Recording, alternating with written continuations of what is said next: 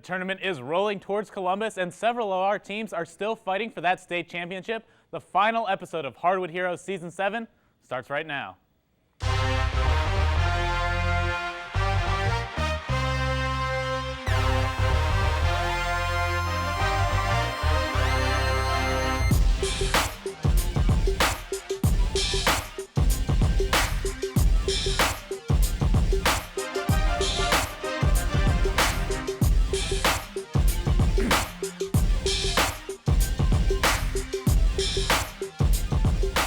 What's happening, TVC basketball fans? Welcome to the season finale of Hardwood Heroes. I'm your host, Sean Neidig. Many of our team seasons are finished, but we still have a few left in the tournament. 2016 was a crazy year. We have a lot to cover. So for the last time this year, let's tip it off. Our final show is always jam-packed, so I'm joined by our online hosts, Danny Dean and Josh Gregory. We're going to share all that we've got in store for you. Like you said, Sean, the show is loaded with TVC action. Our heroes have all the updates on the teams that are still in the tournament. And not only that, they're laying out season recaps of each team. The boys in Pomeroy met the end of their season on Saturday. Andrew Homan will recap that game along with each team's season. And down the road in Reidsville, the Lady Eagles fought all week long. Megan Stamper and Taylor Nimmo hash out their week and the highs and lows of the boys' season. Another team that's making a run in the tournament is the Trimble boys. David Michael talks about their win over St. Joe and an average season for the girls. Improvements could go a long way for both federal Hocking teams. Clark Wicks and Rachel Walbrown will name a few. Looking back into the present, the NY girls' postseason run came to an end. Russ Helpman has updates on the Lady Bucks and dishes out the faults in the guys' season. You've heard about Alexander's dynamic sister duo all season long, so reporter Joseph Payton will give you a better look. The Vinton County boys had the toughest game of their season on Friday. Nolan Walker will take a look at that game and the girls' successful season. The Athens girls and boys had very different seasons compared to last year.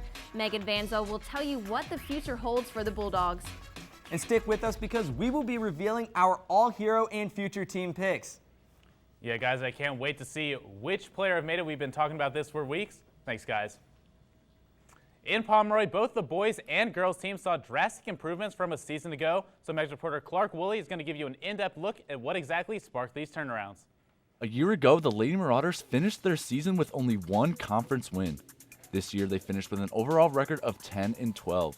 This turnaround could be contributed to the hiring of head coach Scott Cleland during the offseason. Cleland's minion mentality showed his girls that hard work beats size any day, and it showed on the court. With only 3 seniors on the team, underclassmen such as Cassidy Betzing, Devin Humphreys, and Madison Hendricks carried the offensive load. In the future, look to find this Lady Marauder team in an unfamiliar spot at the top of the TVC Ohio. Few teams were hotter than the boys to start off the regular season.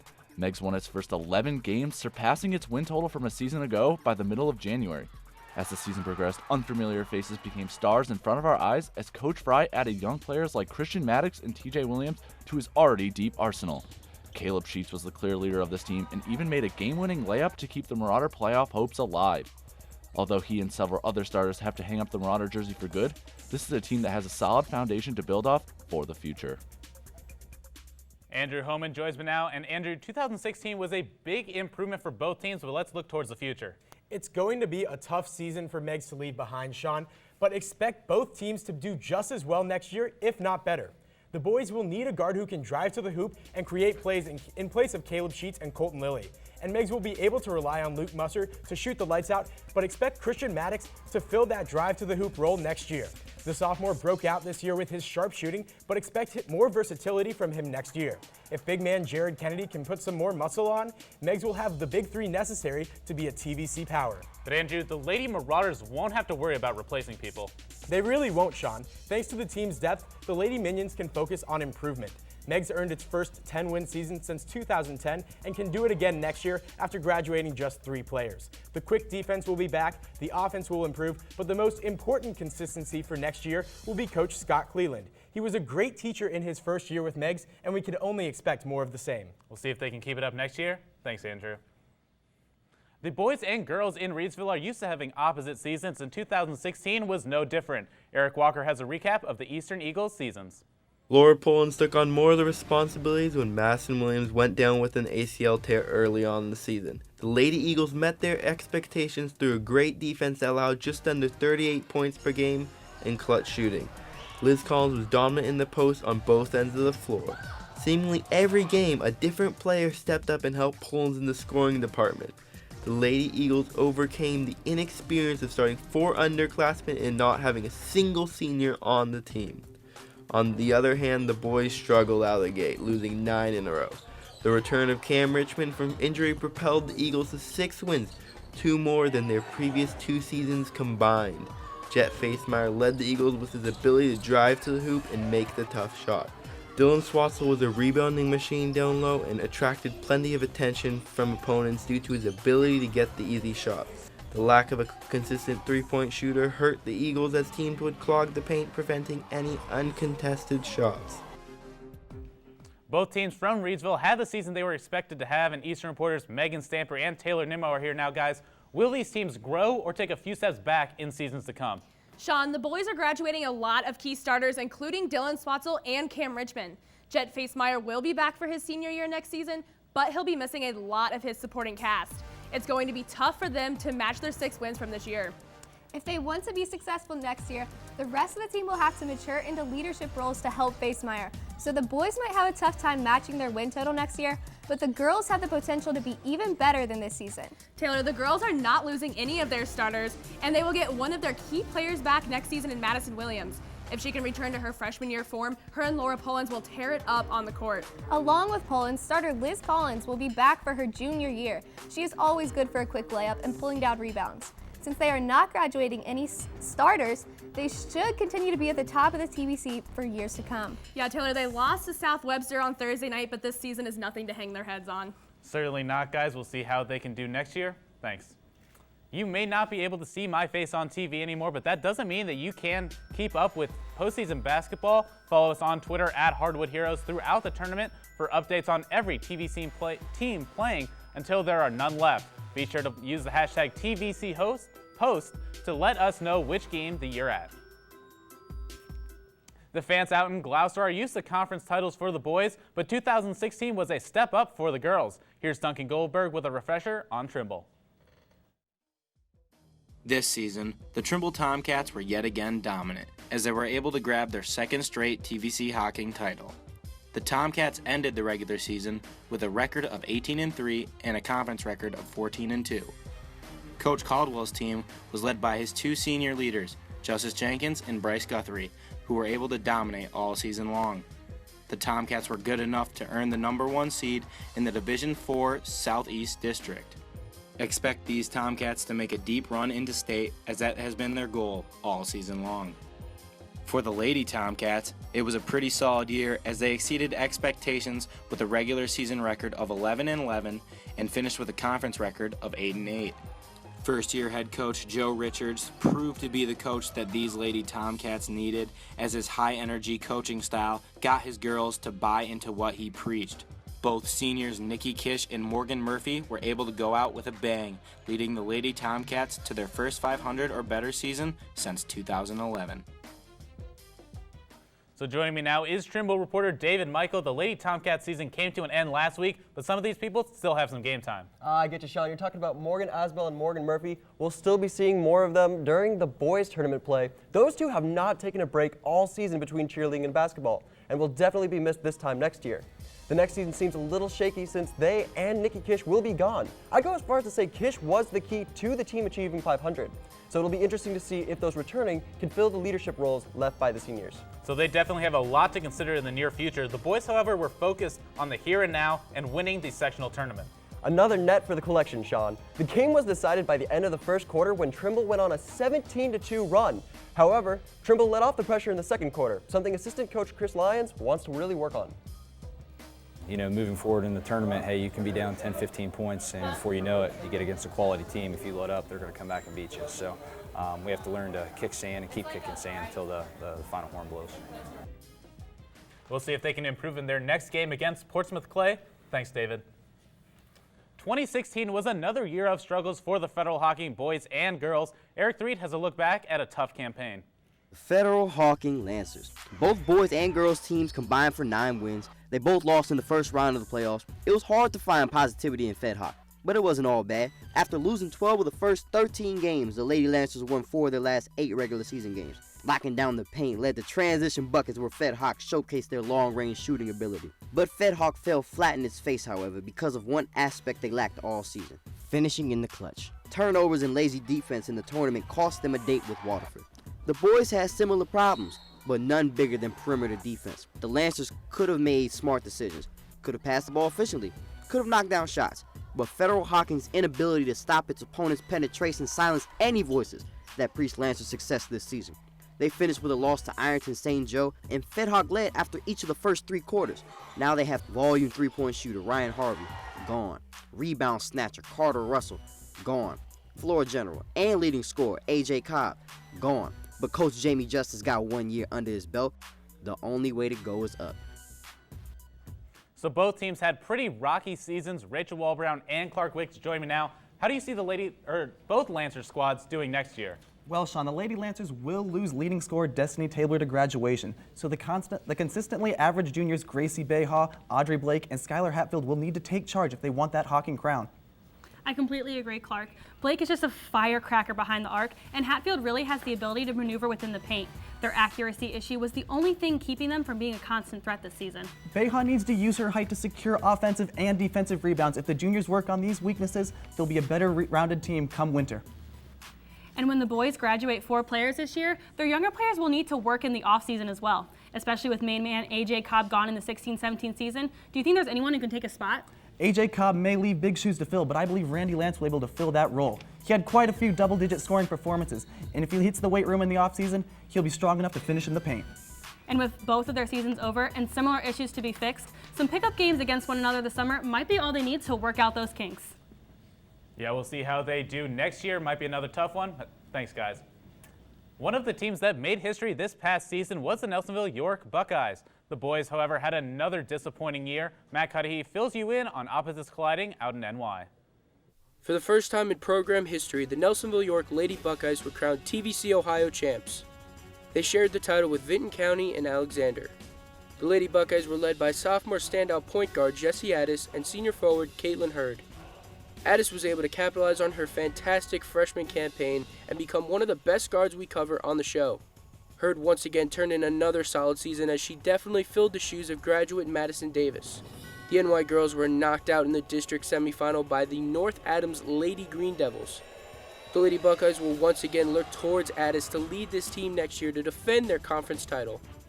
The NY boys followed up their disappointing season last year with yet another unfortunate season. The Buckeyes finished the year 6-17 with a one-and-done appearance in the postseason. With only one senior graduating and sophomore Aaron Davis and junior Hunter Edwards returning, look for the guys out in Nelsonville-York to take a major step in the right direction next year and move up in the TVC Ohio standings. The Lady Buckeyes came into their district semifinal matchup against North Adams, needing some flashbacks from last year. Russ Hellman joins me now, and we're going to discuss their quest for a second straight district final berth. Sean, the Lady Buckeyes fell just short, dropping a 57-54 nail-biter to the North Adams Lady Green Devils. Nelsonville-York held a 54-49 lead with just under 3 minutes to play. But North Adams was led on a relentless 8-0 run by Stacey Densmore that found the Lady Buckeyes down 3 in the final seconds.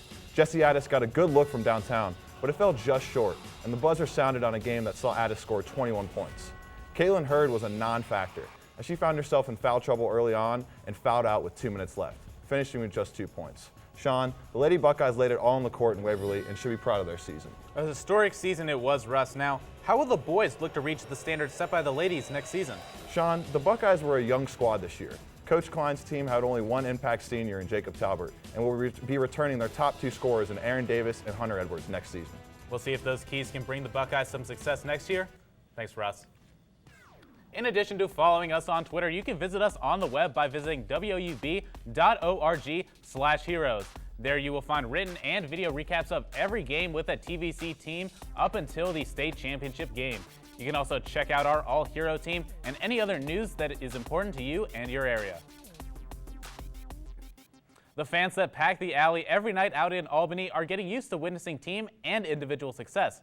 Chloe Sakovitz took a look back at 2 record-breaking years for the Spartans. The Alexander boys had a great season. Led by 8 seniors who have played together for many years, the chemistry between the team is shown all over the court. Offensively, Seth Richardson consistently put up points for the Spartans and even reached 1,000+ career points. Mason Chapman was also a key to the team's success. Once he got started behind the arc, he was unstoppable.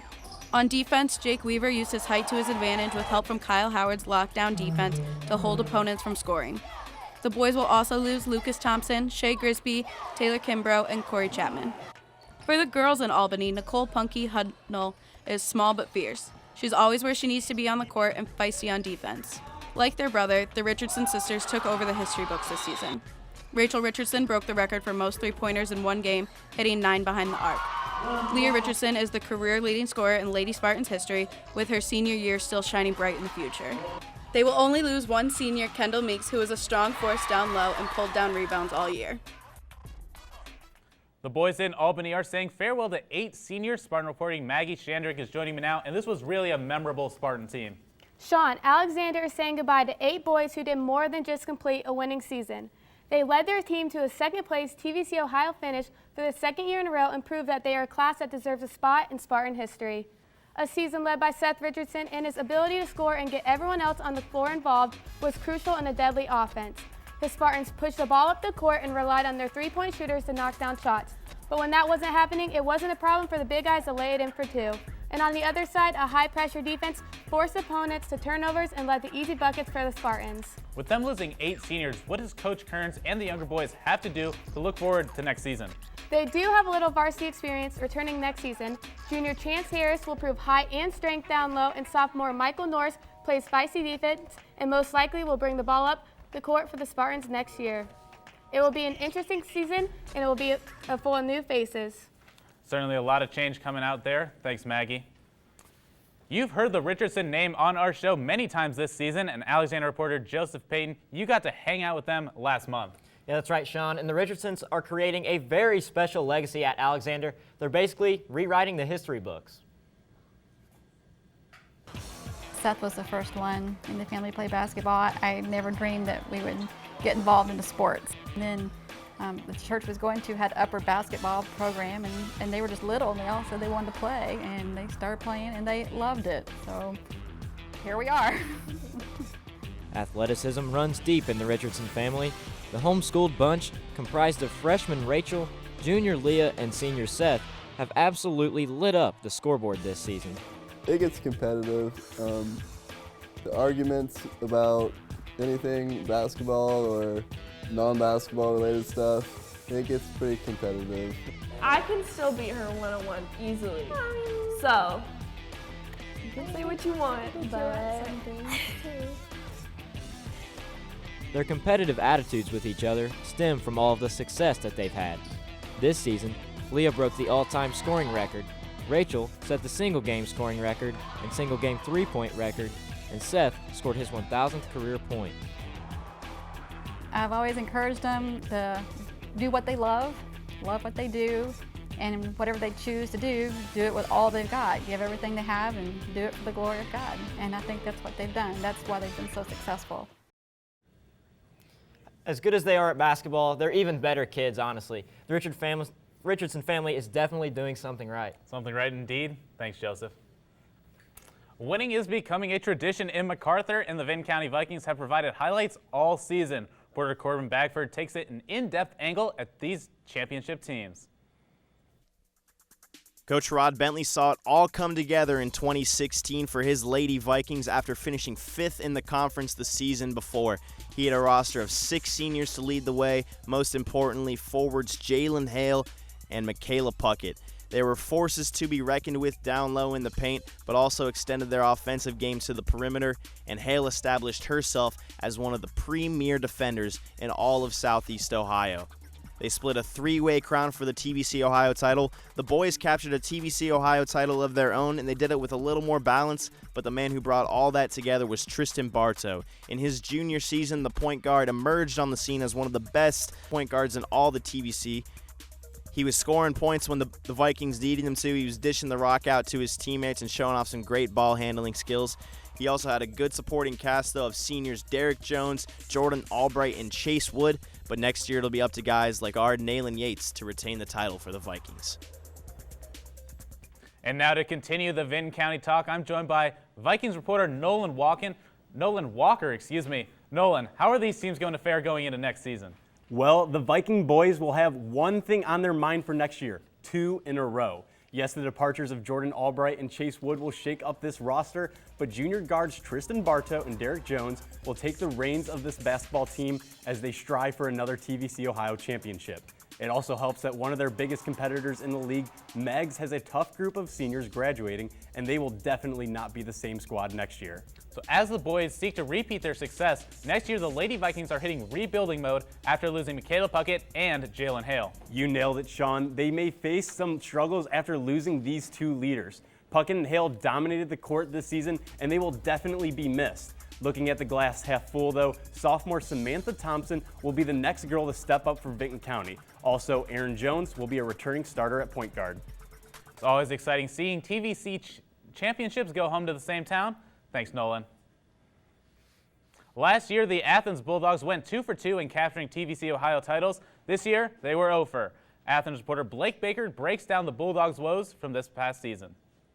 The Athens Bulldogs' roller coaster of a season ended in the first round of the postseason. Athens started the season 0-4, but really began to gel by winning 8 of their next 10 games, including an overtime victory at Vinton County. This game was the turning point in Athens' season. Not only did it pick up a huge conference victory, but it would be Griffin Lutz's last game of the season due to a foot injury. The Bulldogs played with less consistency without Lutz, going 3-4 for the rest of the season. Athens graduates 4 seniors, but will return 3 starters, including Lutz. The Lady Bulldogs had a more consistent year, but not in the way they'd hoped, pulling out just 5 wins all season. First-year head coach Paul McNeil will look to put a season plagued with turnovers and poor shooting in the rear view. The high point of the Lady Bulldogs season was the 4-game win streak they compiled in late January, defeating 3 TVC Ohio teams in the process. The Lady Bulldogs graduate 4 seniors, 3 of which were starters this season, giving a young, budding group the chance to take the reins for next season.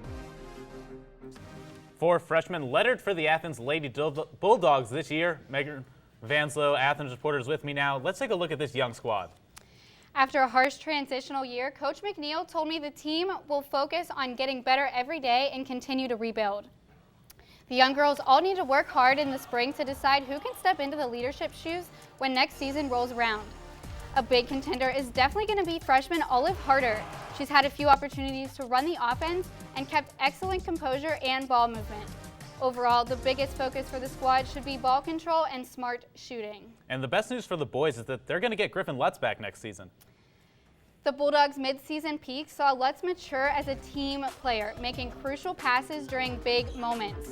But at the time, some of those young guys struggled to make those shots. But their time without Lutz did give them a lot of practice. Exactly. So next year, if Lutz continues to grow with his team and his talents combined with those of the new and improved Dalton Cozart and company, I can see their offense generating a lot more points next year. Yeah, we'll see if they're able to bounce back. Thanks, Megan. The wait is finally over for our all-hero team. So Danny and Josh are rejoining me now. Let's reveal who made the cut. Yeah, Sean, we've really been running our mouth about these teams for the past couple weeks, so let's not waste any more time. Yeah, you're right, Danny. So I'm going to kick it off with the boys all-hero team, and you're going to love this list. I'd hate to be the guy who has to go against this team, let alone the point guard Griffin Lutz, because he almost single-handedly led the Bulldogs earlier on in the season. Now, even though he went out with an injury, he's not taking point. Vinton County's Tristan Bartow will be there instead. The Vikings finished first in the TVC Ohio, and that wouldn't have been possible without this junior. Now, Megs Caleb Sheets also makes the team as the go-to perimeter shooter. He was crucial to Megs in tight situations. And let's not forget some of our bigger players. Alexander's senior Seth Richardson and Trimble's Bryce Guthrie are dominant down low. Richardson and Guthrie both finished their senior years with 1,000+ career points. And to help Guthrie out, we have Justice Jenkins. These two were Trimble's dynamic duo this season. Yeah, Josh, that lineup is something else, but I've got the team that I think can beat them.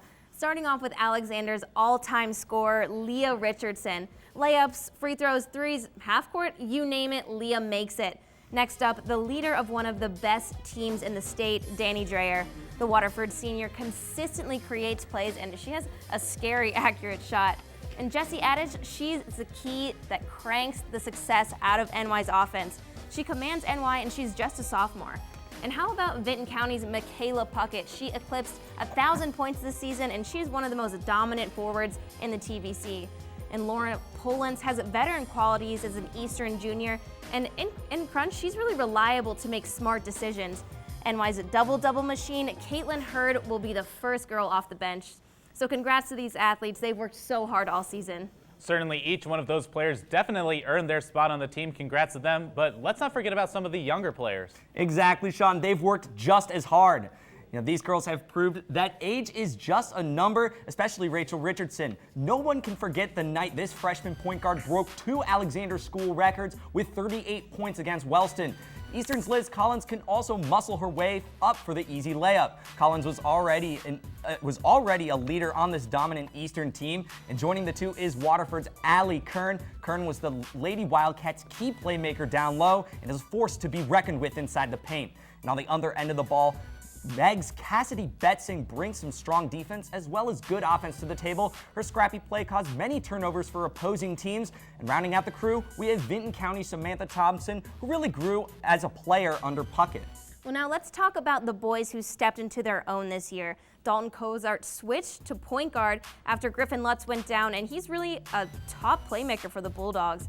And Christian Maddox, his specialty is draining threes, and it's really hard for him to miss, and Megs is loving that. And the guy, Aaron Davis, he bullies his way into the paint and has been a consistent help for NY this year. And Coach Caldwell trusts Randy Hickson for the Tomcats when Justice Jenkins is out, and he is a deadly efficient shooter, and he's had some serious improvement as a playmaker. And our last spot on the list is for Nayland Yates. He can drive up the lane for a layup or step back and hit a 3 for Vinton County. So with all the young players and the young talent, the future is looking really bright for the TVC. It certainly is, guys. Thanks for all your great work this season. Well, there you have it, folks. Unfortunately, this is the end of our television season, but you can keep up with us for the rest of the tournament by following us on social media. Before we say goodbye, I would like to thank you for allowing me and everyone else here at Hardwood into your homes these past 8 weeks. Cannot tell you how much I've enjoyed my time as host, but for one last time, I'm Sean Neidig reminding you to be heroic.